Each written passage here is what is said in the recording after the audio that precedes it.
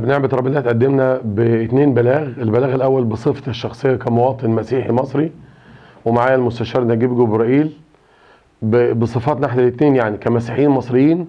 قلنا إن الكنائس خط أحمر، الأديرة خط أحمر، لأن مدام مريم سمير اتهمت الكنيسة بالتزوير، وقالت الشهادة الصادرة من الكنيسة إن الولد اتولد في الكنيسة مزورة، وقالت إن الأديرة بتحبس البنات اللي بيتم جريمة خطية وبيكونوا حوامل. الأديرة بتحبسهم وبعد ما بتحبسهم بتولدهم. ده البلاغ الأول. البلاغ الثاني قدمته أنا والمستشار نجيب جبرائيل بصفتنا محامين عن الأسرة. بنتهم مدام مريم سمير بتكدير الأمن العام وإحداث بلبلة في البلاد وفتنة طائفية، لأنها قالت أنا أعرف وأنا أعلم علم اليقين أبو الطفل شنودة بالميلاد وأم الطفل شنودة بالميلاد اللي هي بيولوجية، وقالت إنها رانيا بنت خالي فلان. تقدمنا بهذا البلاغ وطلبنا التحقيق معها وطلبنا إخضاع المشكو في حقها في الفيديو مدام رانيا، وأبلغنا النائب العام إن مدام رانيا خرجت على الشعب المصري وخرجت على جميع أطياف الشعب في العالم كله مع الدكتورة منى رومان في قناة الكارما، وقالت أنا مظلومة، أنا مستعدة أروح أعمل التحليل وما عنديش أي مانع.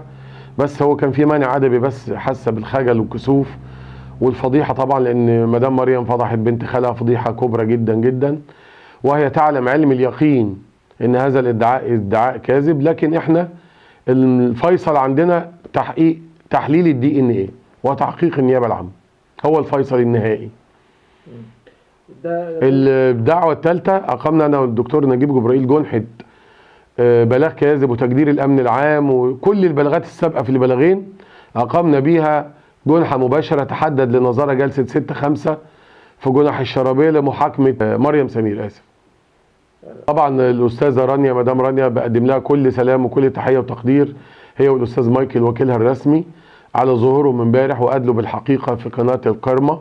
وقناة الكارما هي قناة واسعة الانتشار جدا طبعا، وقالوا بكل شفافية وبكل مصداقية اللي حصل انها غضبت من جوزها وسابت البيت لتدخل الشيطان بينهم، واشهرت اسلامها ورجعت تاني بكامل ارادتها وبمحض ارادتها. فهو قدر يثبت بنجاح باهر ان الادعاء مريم كاذب، وانها ما كانتش محبوسة، وانها تواجدت في وزارة الداخلية وتواجدت في الامن العام وتواجدت في المطرانية في تواريخ مختلفة في ازمنة مختلفة.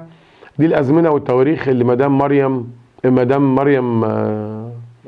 مدام مريم سمير قالت ان رانيا كانت محبوسة في الدير.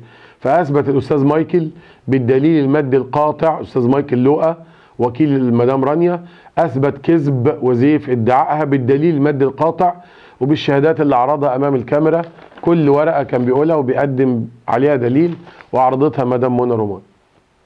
اخر سؤال، ننصح الناس بايه عشان الامور تاخد مجراها الطبيعي؟ انا بنصح الناس كفايه كذب، كفايه بلبله، كفايه فيديوهات، كفايه تشهير بالناس وباعراض الناس، وبناشد معالي المستشار الجليل الفاضل النائب العام بحظر النشر في قضيه الطفل شنوده، لان النشر ده ادى لبلبله وتعكير وتكدير الامن العام، ويعني ملايين من المصريين وخصوصا المسيحيين نصبوا من انفسهم خبراء، نصبوا من انفسهم اطباء شرعيين، ازعجوني، قدروني،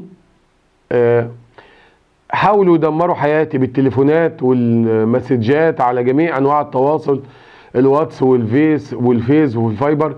كل واحد بيدعي ان هو عنده حل اللغز، كل واحد بيدعي ان هو عنده سر، وبيدمروا حياتنا بتليفوناتهم، بيدمروا حياتنا برسائلهم. وعشان كده انا كنت خدت قرار جد وحازم بالتنحي عن القضيه دي، لان القضيه دي ضرتني جدا جدا جدا نفسيا وماديا واعلاميا، ضرتني جدا.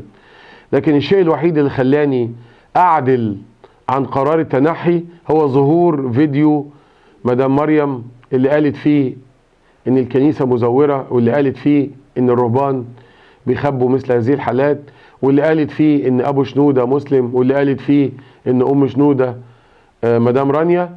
وان شاء الله كل ده هيثبت بالدليل المادي القاطع بالتحليل ان شاء الله كذب هذه الادعاءات كلها، وتتم محاكمتها محاكمة عاجلة وعادلة وتنال جزاءها من العقاب، او العكس، اذا ظهر كذب كلام مدام رانيا تستحق ما تناله من عقاب، اذا ظهر ان هي غير صادقة.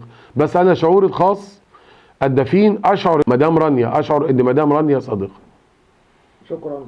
شكرا.